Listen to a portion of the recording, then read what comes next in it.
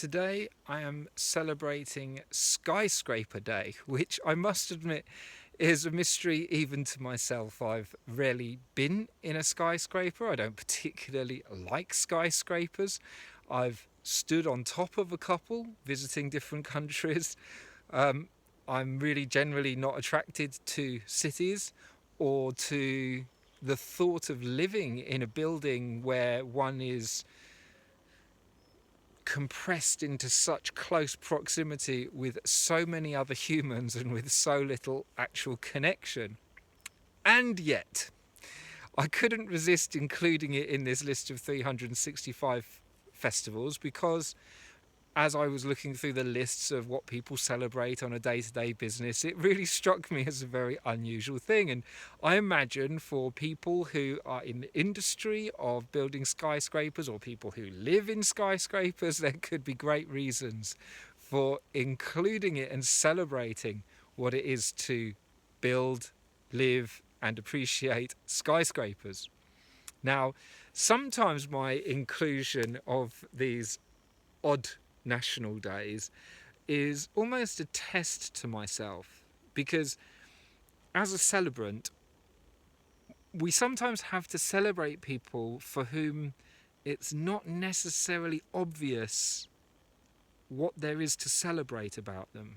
Sometimes there are loved ones who feel that they were very deeply hurt by the person who is to be commemorated at a funeral, that they find it very difficult to forgive some of the behaviours they may have had through their lifetime, some of the things that they've done. A skyscraper is to me in some ways a monstrosity of metal and glass and concrete, and the world would probably be better without them. And yet, I have to realise that skyscrapers are a part of this world, and what they've enabled people to do in terms of creating office space and living space at the heart of a city. And a city is not something that I want to dismiss entirely as something which has value in this world, because a city enables so many people to live in such close proximity that incredible things are born out of cities. As I understand it, New York is not the place that it once was. And yet so much has come out of this city that has basically thrown such an intense number of people into such a small space that incredible genius has emerged. And it's the same with London and all big cities. There is at least that potential for great things to emanate from such a concentration of human ingenuity. Now, the alternative to skyscrapers in a modern civilization are suburbs. These vast, sprawling areas, very often just as atomized, just as disconnected as skyscrapers. The humans that live in suburbs don't necessarily thrive that much better to those people that live in skyscrapers. At least in a concentrated city centre, there's a far greater chance of being able to encounter other people who share the same ideas, the same passions, the same values.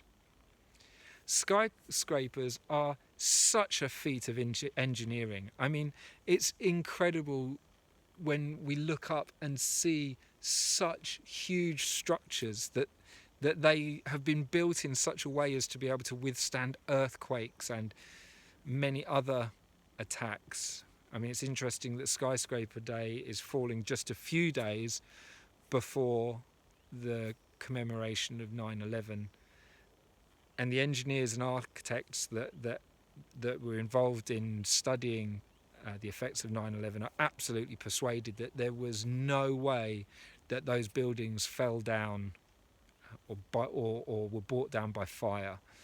But that's for another day. The point is that engineering of skyscrapers is a feat of human genius.